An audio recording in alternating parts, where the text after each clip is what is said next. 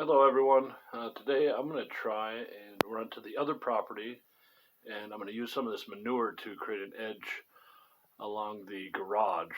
I'm going to lay down the manure, spread some of these seeds, and then top it off with just some straw. Yeah, just straw. And I'll show you the seeds that I'm going to bring over there. So I have another container, just a small Tupperware container that's mostly filled with this this white Dutch clover seed.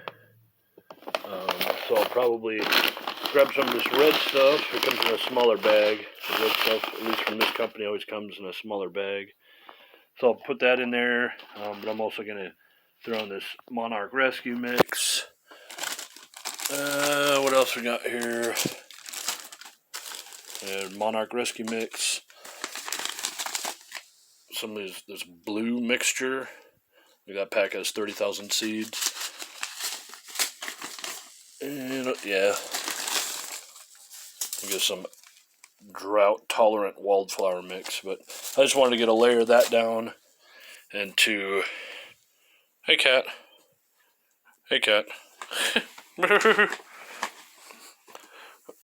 But yeah, I wanted to clear off that edge. I actually need to go over there to grab a different lawnmower to bring back here to mow. And since the back of my truck is filled with like manure, compost, I have to take some of it out anyways, so I figured I'd just do that edge of that garage. And it's very similar to the side of the Amish building that I have, that I've seeded out, and it worked pretty well this year.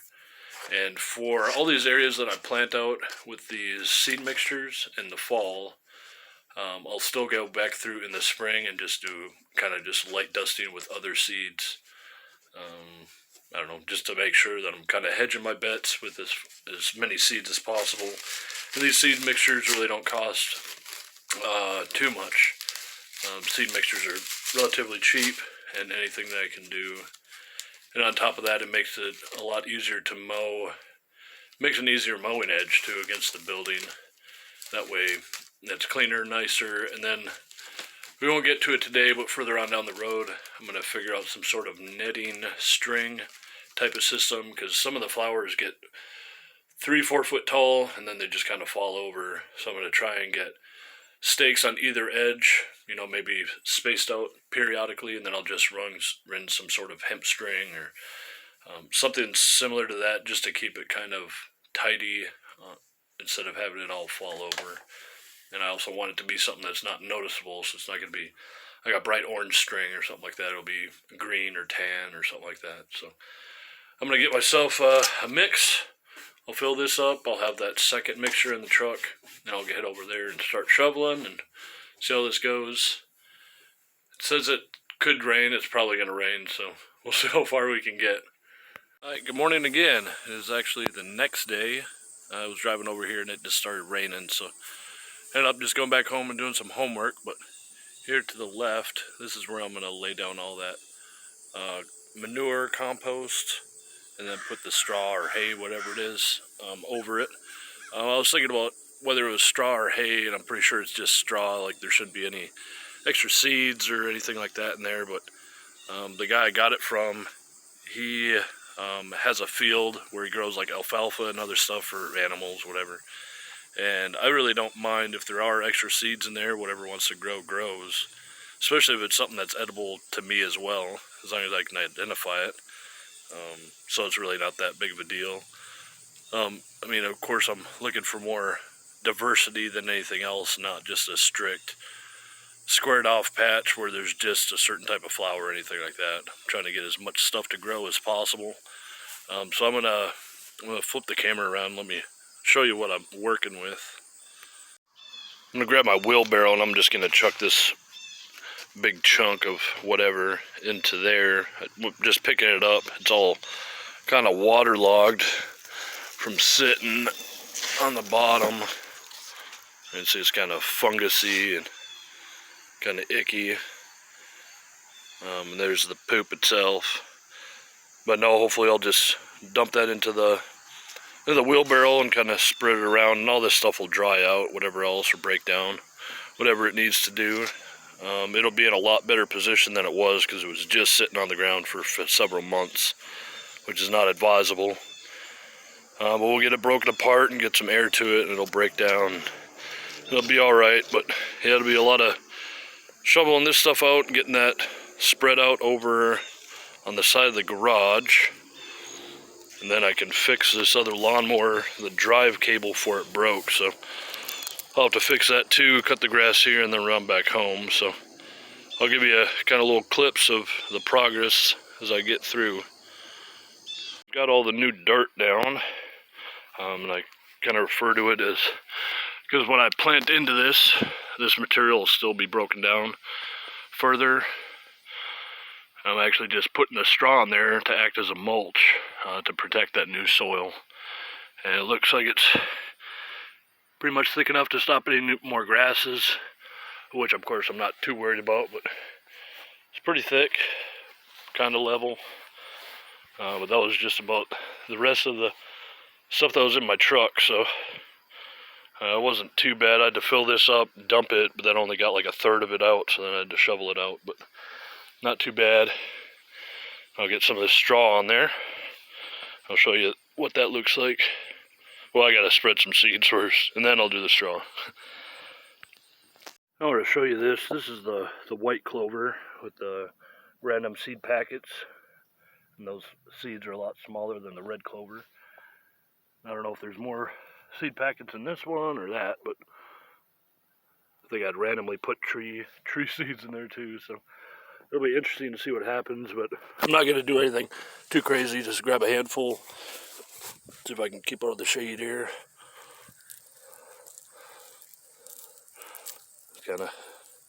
Kind of coat it, nothing too crazy. Just like I said, I'm going to do that throughout the whole thing, and then I'll lay straw, and then in the spring I'll just come through with another few handfuls and just do a top seed.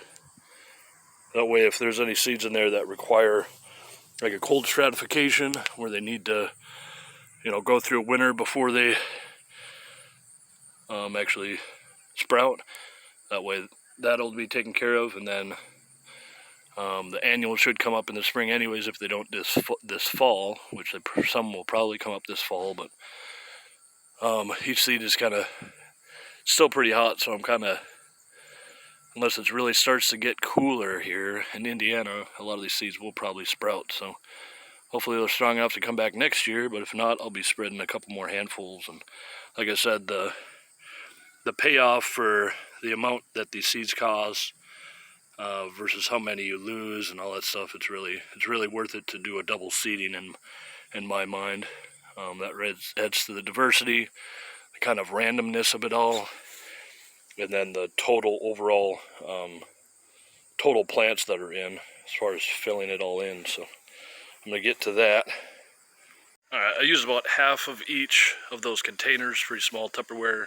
Of course, I spread it all behind me and through the, let me switch around, all through the pathways and stuff. Kind of got a little overzealous there, but anyway, so all the seeds are in. I'm going to just lay down some straw, just enough to cover the soil, and I'll just stack up this extra, I'm sure I'll have extra hay, and I'll just stack it in the corner there. So there's that. It's best to think of all this straw as more of like a light dusting than a sheet. Not really trying to block out anything, we're just trying to kind of interrupt the rays of the sun, give it some sort of insulation, something similar to that. I don't want like bare spots, but you don't want it to be a whole mat. So let's see if I can get out of my own shade here. So this is all pretty wet, but you can see how it's been shaken, so it's shaken apart. That's what you want to do. You don't want it to be in clumps. You want it to be as loose as possible. And I'll come back here, I don't know, later today, tomorrow, something like that, just to see as it dries out. I should be able to see more bare spots, if any. And then I just have that stacked up, and hopefully I'll dry out a little bit more. I can always use that to spread around in here too. And I guess I'm about done with this. I'm gonna quit recording because I'm going to mess with this lawnmower, but I'm going to kind of show you the banana tree, the cold hardy banana that might not last the winter, but this one's doing great. And the one back here that I just trimmed a bunch of this thistle, that whole leaf is like the new growth, like the, oh man. So you can see those, I mean, it's pretty decent size, I guess. I mean, not compared to the other one, of course, but you can see just by clearing up a couple of these other thistle that were blocking the sun, that big leaf there is all new growth. So, and it's been, what, 3 days? But yeah, all the boysenberries and blackberries and raspberries and all that stuff that are in here are all exposed to the sun. So everything's going pretty good here. All the garlic's coming up over there and over there too, and all those holes where I did them, and they're already 12 to 14 inches tall. And I sprinkled more seeds throughout this whole area just in case. But that's it for gardening today. I'm going to try and fix this cable on that one. I don't know if I mentioned it at the beginning of the video, but the lawnmower at my house, the cable snapped. So I thought, well, I'll just come over here and grab this one and replace the cable that snapped on that like 3 weeks ago. So I was putting it off, and hopefully I was going to get through summer without having to do any maintenance, but looks like I can mow this property with that just by pushing it on my own, but I'm not going to, I need the self-propelled to do around my house. So just goes to show, if I try to put stuff off, I end up having to do it anyways. So thanks for watching, and I'll see you next time. All right, bye-bye.